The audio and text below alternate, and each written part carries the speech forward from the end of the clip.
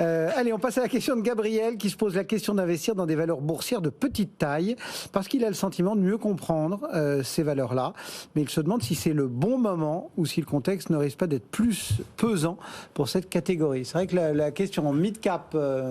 small cap, les fameux SMIDs dont on parle. C'est pas beaucoup. évident en ce moment. Alors c'est pas évident, mais c'est jamais vraiment évident de toute façon. Alors avant de commencer, Gabriel, d'abord il y a plusieurs façons d'investir. Parce qu'il parle de valeurs boursières de petite taille, mais il y a plusieurs façons d'y investir. On peut le faire en compte titre, on peut le faire en PEA, on peut le faire en assurance vie. Et là aussi, tout dépendra un peu de la façon du support que vous allez choisir, donc de ce que vous voulez obtenir de cet investissement et donc du temps que vous allez vous donner, des possibilités que vous allez vous donner en termes d'options, protection, etc. Donc déjà la première chose, choisissez bien, en particulier sur cette typologie d'investissement, le support sur lequel vous allez aller. Est-ce qu'il y a un avantage fiscal? Est-ce que ça va être au travers de fonds d'investissement ou ce seront directement des valeurs? Maintenant, est-ce le bon moment et le contexte? On va faire un rappel très succinct sur les small et mid cap.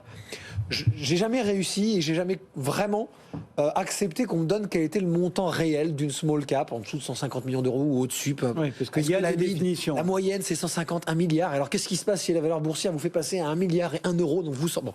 Donc grosso modo, c'est comment on investit. Qu'est-ce qu'on trouve comme investissement? Vous avez deux façons de le faire. C'est soit directement dans une valeur boursière, dans une action d'une entreprise, qu'elle soit en direct ou au travers d'un fonds, les fameux OPCVM, organismes de placement de valeurs mobilières, ou alors vous investissez en private equity, c'est-à-dire vous investissez dans le non coté, mon cher Gabriel. Alors là, il y a le mot boursier, donc on peut se poser la question qui va le faire dans le coté, mais c'est ça qui est très important par rapport à cette deuxième partie de question.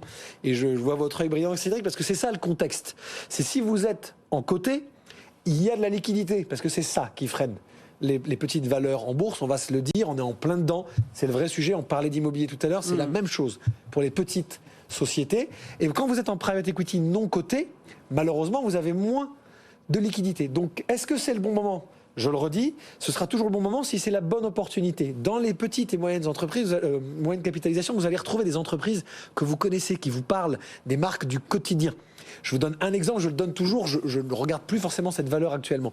Mais après les confinements successifs de 2020 à 2022, la marque Trigano, vous savez, les camping-cars, évidemment avait été arrêtée. C'est un marché qui avait été complètement stoppé. Voilà, typiquement, l'opportunité avait été saisie par beaucoup de gérants. Il fallait se projeter dans le temps. Mais comme il n'y avait plus de tourisme, comme il n'y avait plus de vente, forcément, c'était une action qui avait été très mal menée. Elle a retrouvé des couleurs. Parce qu'en fait, il y a une logique. On s'implique plus facilement dans la connaissance d'une entreprise small et mid caps que dans une banque du CAC 40 ou chez Total, où là, on est sur des groupes mondiaux. En revanche, attention, quand il y a des problèmes de liquidité, ce sont des sociétés qui ont plus de mal à se refinancer, y compris sur les marchés, donc en côté. Donc Gabriel, soyez prudent, on rejoint la première question de Corentin, allez-y, de façon progressive.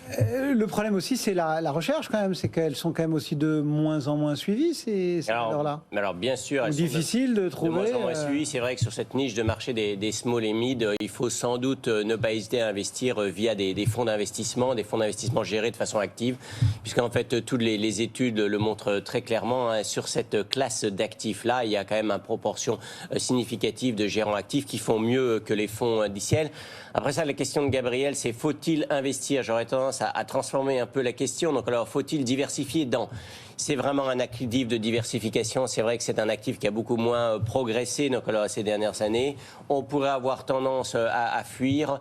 Et c'est sans doute pas ce qu'il faut faire. Donc oui, pourquoi pas diversifier comme les marchés émergents, les small caps, diversifier à hauteur de 5 à 10% du portefeuille, mais sans doute pas davantage. Et via effectivement des outils collectifs, pourquoi pas avoir deux poches. Là aussi, on peut très bien internationaliser cette poche de diversification.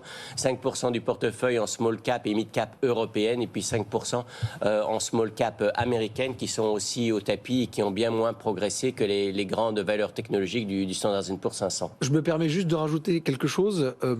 Vous avez aujourd'hui des sociétés de gestion très spécialisées dans le small and mid cap avec des gérants qui, eux, vont vous dire toujours la même chose. Il faut investir dans le long terme. Je pense à Kirao, Eleva, Lonvia. Ce sont des sociétés qui ne font quasiment que ça, ou dont le fonds principal est un fonds plutôt mid-cap.